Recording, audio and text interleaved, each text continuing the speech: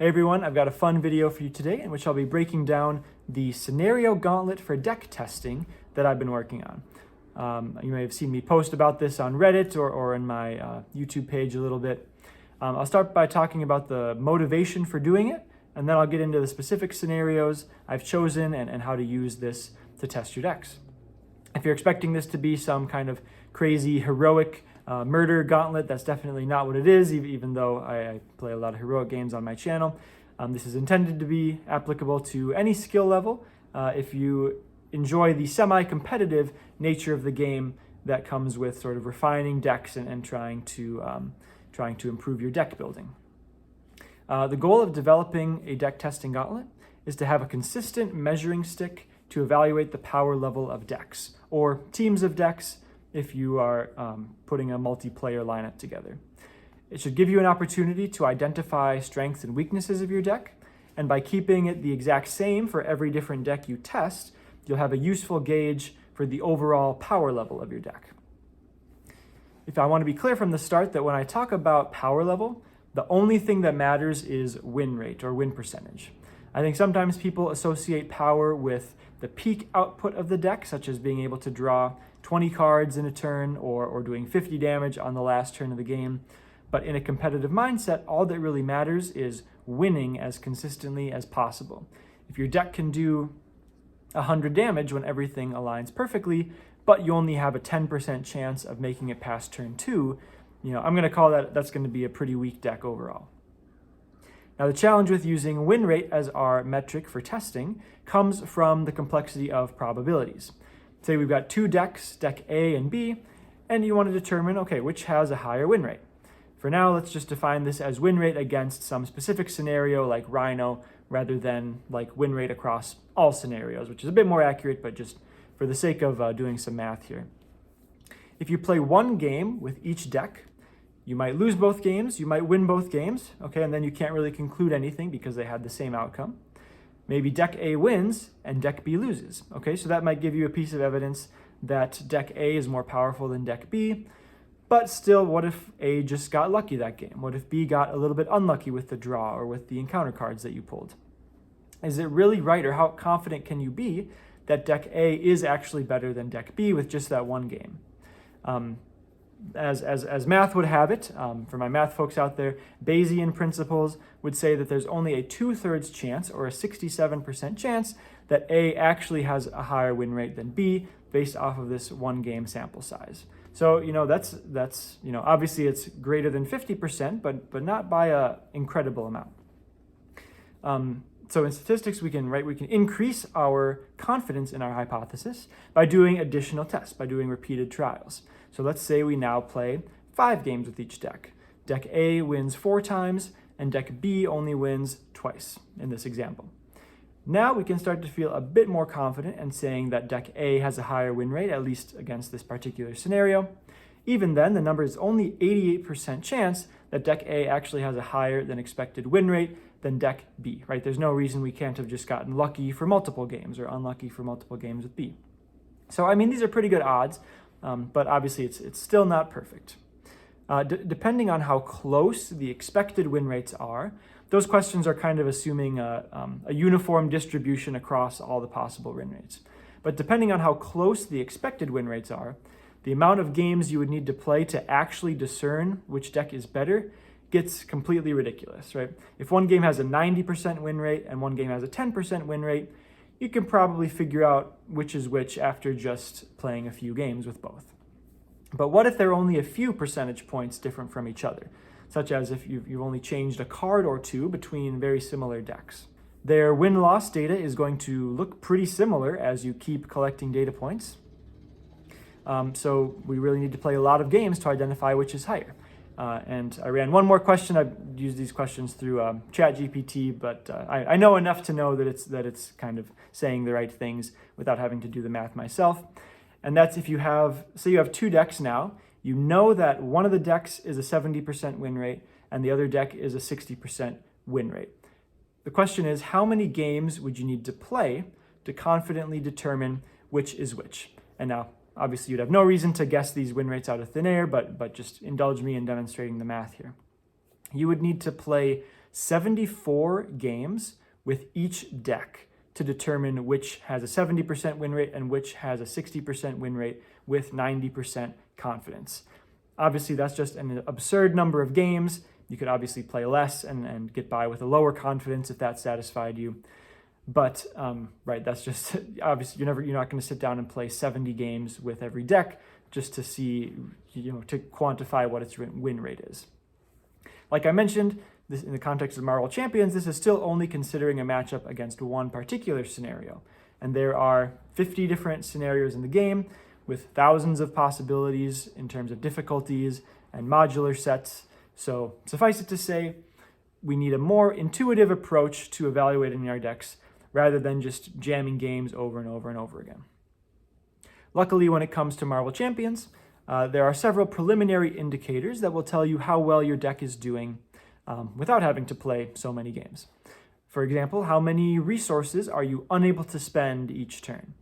That might indicate your deck is not particularly efficient. How often are you unable to clear a minion or a side scheme before going into the next villain phase? How precarious is your hit points throughout the game? How precarious is the main scheme throughout the game? Overall, we're pretty good at gauging how well we're doing without amassing a huge sample size of win-loss data.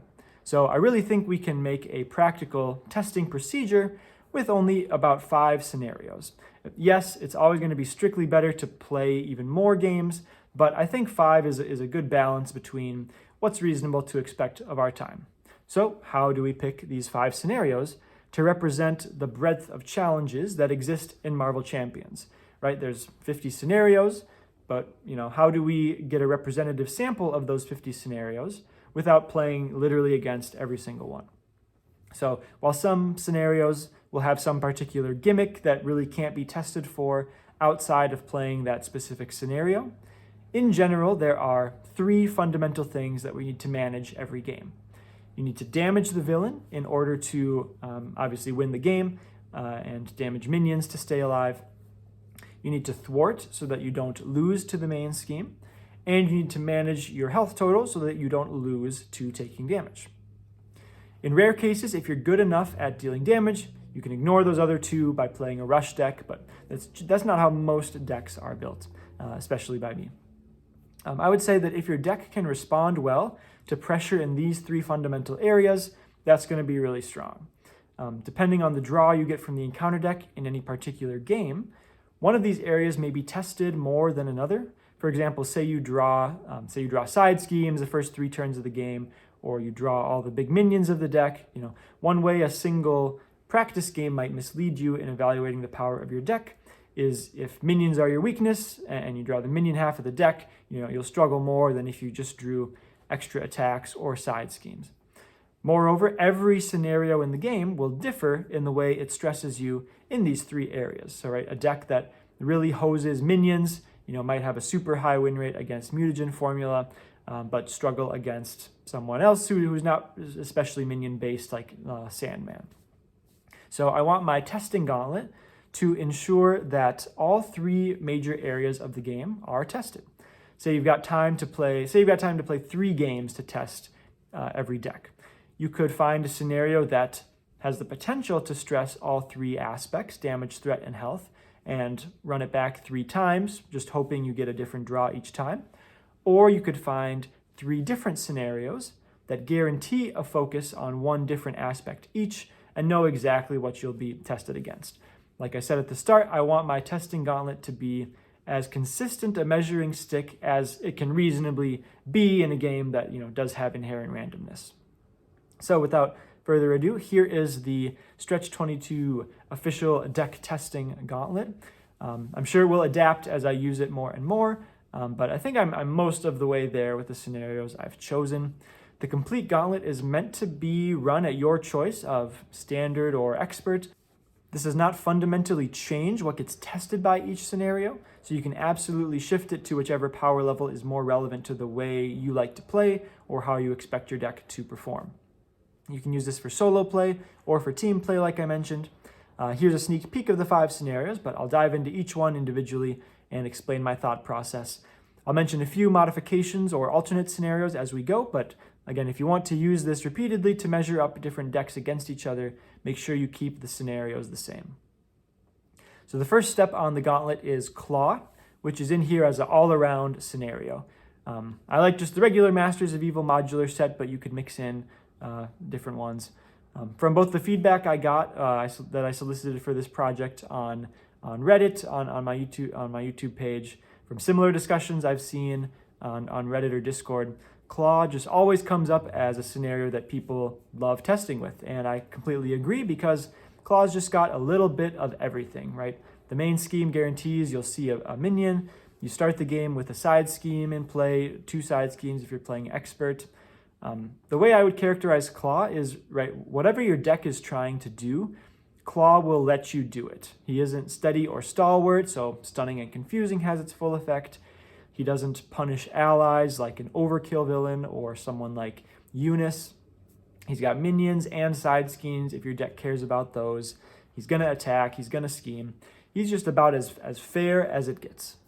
If you could only run one practice game for your decks, and maybe that's kind of the time balance people have, is they're just going to test each deck 1 or 2 times.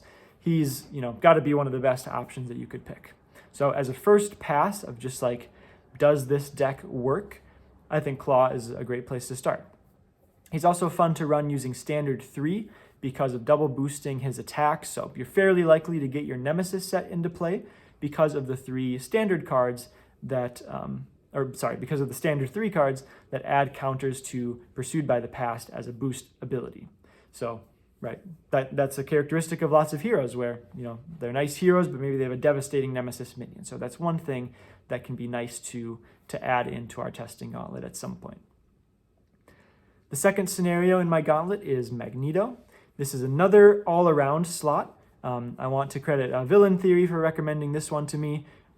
He commented on like all my Reddit and YouTube posts about this topic, so huge thank you to Villain Theory for helping me with this project. But Magneto is similar to Claw in many ways. He's just kind of an extra level or 3 harder than Claw. So if you think your deck has got the juice, that's kind of a nice step up to challenge yourself with. You need to thwart these 3 setup side schemes before you can kill Magneto. He has a consistent amount of minions. He attacks pretty hard. He stuns and confuses you. I like that he's steady for a while, which stresses your survivability a bit. You can't stun and confuse as easily, and that's certainly something we want represented somewhere in our testing gauntlet, is either a steady or stalwart villain. He's not too gimmicky, right? His magnet counter mechanic, it essentially just ends up giving you more encounter cards. So he's just consistently challenging in the core aspects of the game. Because he's also just straight up one of the top 5 or so most difficult villains in the game, if your deck can go toe-to-toe with him, that means your deck or multiplayer team should do well against most scenarios in the game. The next 3 scenarios are my stress tests for the core aspects of the game that I talked about earlier: doing damage, thwarting, and managing health. So for damage / minion management, my scenario of choice is Zola using the Blue Moon modular set. So Blue Moon gives all minions guard, forcing you to fight through those minions in order to get to Zola. Blue Moon comes with some nice minions as well. The main scheme in the Zola scenario guarantees you'll see a minion at least every 3rd turn. You start the game, there's a setup minion in play who's tough. There's just a high density of minions overall. The Blue Moon minions have teamwork with each other, so there's a little extra pressure to deal with them in a timely fashion. If you haven't already tested Standard 3 with Claw, this is another great opportunity to use it, since we're trying to get significant minion pressure, and so there's a little more pressure added when your Nemesis minion is more inevitable with Standard 3, unlike it is in Standard 1. I also like that Zola has Retaliate. This is, like I mentioned with Steady, it's kind of one of those adverse conditions that's nice to represent somewhere in the scenario gauntlet, because that can be a real weakness for certain strategies and is a characteristic of some of the hardest scenarios in the game, like Venom Goblin or Ronin. One thing I want to highlight about making a scenario that focuses so heavily on one aspect of the game is that it not only exposes a potential weakness in decks, but it also allows decks that capitalize on minions to demonstrate one of their strengths. So you can imagine some kind of aggression Valkyrie deck that loses to every other scenario in this lineup, but it really feasts on Blue Moon Zola because of how efficiently she works when she has a minion to kill most turns of the game. Compared to some generically powerful deck that beats most scenarios but either loses or maybe barely defeats Zola, that Valkyrie deck might stand out positively. And I think it's cool to have that reflected in the testing gauntlet. There are a lot of great alternatives to Zola for minion-heavy scenarios, right? You could almost just pick any scenario and just throw your favorite minion-heavy modular sets in there. But Villain Theory recommended one to me, which is Apocalypse with Band of Badoon and Wrecking Crew. So Apocalypse meets my particular goal of having minions be an inevitable part of the scenario because of those prelate minions that you fight throughout the game. You get a bunch of small minions with Band of Badoon. You get some big bruisers from Wrecking Crew, so I like the balance there. I played it once and it was really fun. There's certainly plenty of minions to have to deal with. So I'll probably keep testing both in this slot. Mutagen Formula is a classic minion-heavy scenario. Tons of minion-based modular sets you could swap in for Goblin Gimmicks, which has no minions. Sinister Salt, for example, is a nice thematic one as well that you could swap in. If you just have a high enough density of minions, they're essentially inevitable. But I do like how Zola or Apocalypse force that issue. The scenario I've chosen for threat pressure is probably my favorite one that I've been playing as I've been testing this gauntlet, and that is Red Skull, with keeping the Hydra Assault recommended modular, but then swapping Hydra Patrol for the Crime modular set. So Red Skull is kind of an obvious choice for threat pressure. You're guaranteed to get a side scheme every single villain phase. Crime adds 3 more side schemes into the side scheme deck. The really cool thing about it to me is that between Red House and 2 of the Crime side schemes, there are 3 side schemes that stop the villain from being damaged or drastically reduce your character's attack until they are defeated. So just like you have to defeat the guard minions in the Zola scenario, like I set it up, you are forced to thwart these side schemes in order to actually win the game. I got some recommendations for Spiral and Mojo as alternate thwart-heavy scenarios. I haven't played these enough to really judge them fairly, if I'm being honest, but I'll experiment with them some more for this slot. I don't like randomly selecting the modular sets like those scenarios do because I want to be consistent between games. But I mean, you could break that rule and just pick the ones you want to test against. It wouldn't be that big of a deal. I don't think you can beat Red Skull when it comes to making side schemes the focal point of the scenario. So if you want to show off a deck that's got chance encounters or followed, you really depend on side schemes to excel, then Red Skull's clearly going to be the best. But if you wanted less side scheme focus, Mojo is someone who just requires lots of total thwarting volume on the main scheme to not lose. So that might be a nice option. The last scenario in my gauntlet is the one I'm least sure of, but I still like plenty of things about it. What I've settled on for a health testing scenario is Juggernaut, just with the recommended modular set Black Tom Cassidy. The thing I really wanted in this scenario is some kind of overkill, right? Either occasional, events or boost effects, or even permanent with the Flight modular set, because using allies to block kind of trivializes hit point management in most cases. Most decks have that covered just by playing, 6 to 8 allies. I wanted to give decks an opportunity to showcase defending or healing as a strength. We also see more and more scenarios in this game where ally blocking is not a sustainable option. I mentioned Eunice earlier, or Project Wide Awake, or Batroc. Juggernaut's helmet gives him overkill and stalwart. So it's semi-permanent, but giving Juggernaut stalwart is a nice feature of the scenario so that stunning, the other workaround for hit point management, is not as viable. So this helmet, right, it can be turned off temporarily by spending 3 of the same resource, but I think that's enough of a cost where I wouldn't expect most decks to abuse that just to avoid the issue that's posed by damage in the scenario. The focus is really on whether it's defending or preventing damage or recovering in order to not die. In the scenario, you're even still at risk of being attacked if you flip to alter ego form, if the main scheme hits its threshold. Lots of encounter cards just cause you to take damage. So health is the persistent stress point of the scenario. I could see there being a better option than Black Tom as the modular set, but I want to make sure there are minions in the scenario since Juggernaut has none of his own. I like that there's a benefit to defending the minions' attacks too, since you can avoid getting stunned by the creeping willows if you've got a lot of defend or damage prevention access. The quick strike damage applies a little more pressure to your health.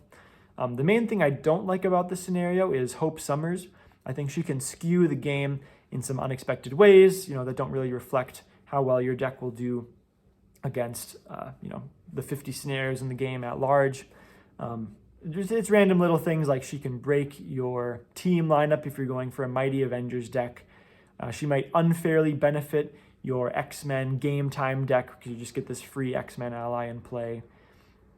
So she'll either double punish your hero for having some low stat or kind of give an unearned benefit if you're buffing one particular stat. So compared to the other scenarios I've considered, I still do like Juggernaut overall, despite Hope. I just wish she was like campaign only or something. And again, you could just play without her, but generally I want to play things rules as written.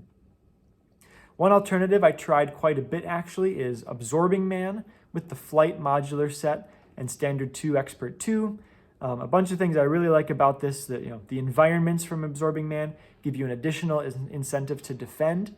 I would also keep all three of these game element focused scenarios from the Red Skull box, the Rise of Red Skull, which would be somewhat pleasing from a card organization standpoint, but that's just kind of a selfish thing there.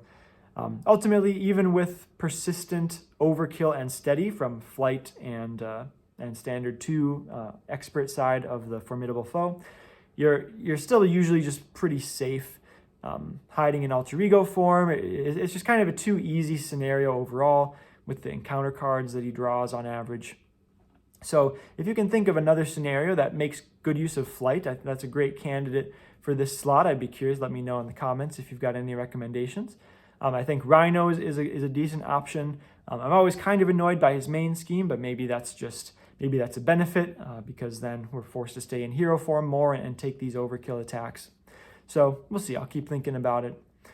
Magog is an interesting option, and this might be a good modification if you want to test the rush ability of your deck as well, which is maybe kind of the opposite of defend, but if you're a defend heavy deck, you're probably not a rush heavy deck anyway, so Magog can kind of be either if you use him in this slot of the Gauntlet. Magog pays you off for being able to defend his attacks and take no damage. If you do that, you won't tick up the ratings counters.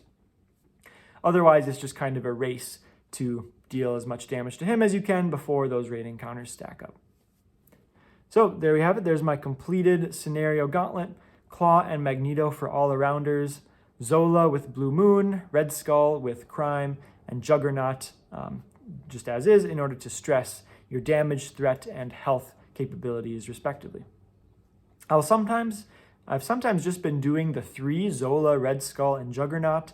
If you can manage taking each of these game elements to the extreme, you've got a pretty versatile deck or team that should be able to adapt to the vast majority of scenarios in Marvel Champions that are hinging on those three elements.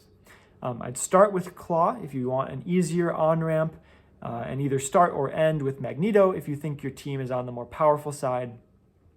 You'll always get better data if you play repeated games against these scenarios, like I say, but I think 3 to 5 scenarios once each is a reasonable balance between getting several data points and not being terribly burdensome with your time.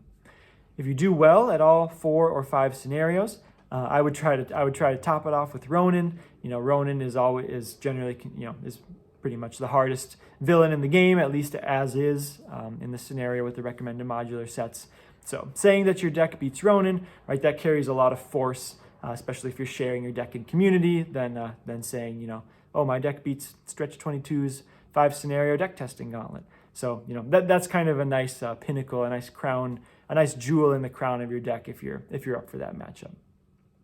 Regardless of whether or not you make any modifications to the list I've presented, the important thing, right, is just to keep it consistent. The way you get the most direct comparison between the different decks you're testing, is to keep the Gauntlet the same each time. As with any kind of scientific testing, you only want to change one variable at a time when you're trying to test something, right? If you lose with one deck against a scenario, and then you win again with a modified deck, but you've also made the scenario easier, it's impossible to conclude, if your deck actually improved or not. So with that, I'll wrap up this video. I'm planning on posting some videos of a few decks taking on this gauntlet, so be on the lookout for those. If you're watching this a few weeks after posting, they should be on my channel already.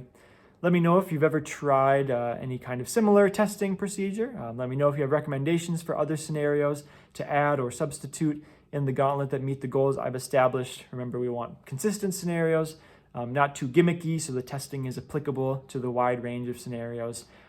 If it adds some unique quality of a deck that I haven't really considered here, that would be an interesting addition as well. So I'd love to read those comments and try out your suggestions to refine this list over time.